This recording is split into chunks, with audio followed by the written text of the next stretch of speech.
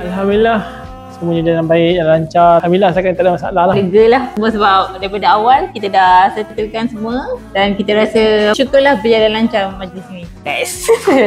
Sebab memang teratur daripada awal. Memang kita ikut masa timing kita betul. So program tu pun flow dia cantik lah. Quite memenatkan. Tapi Alhamdulillah kat sini bila flow cantik, jalan cantik, tak rasa penat sangat.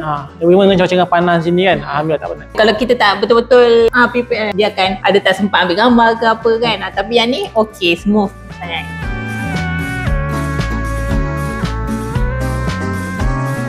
Sudut kerling matamu pancarkan terang cahaya. Terima kasih. Alhamdulillah dengan tema kami warna hijau.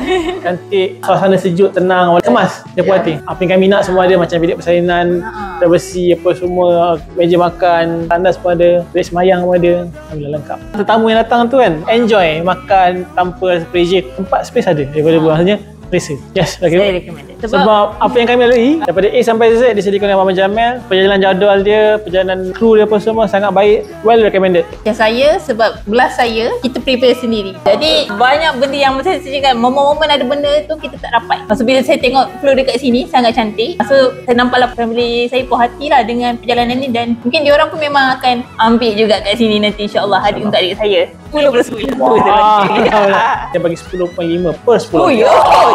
Sebab pada saya benarnya flow cantik, saya pun tak ada rasa penat, saya pun tak ada rasa macam pressure macam. Saya rasa macam senang je best. Kita flow dulu. Ingat diri, ingat rumah Abang Jamil.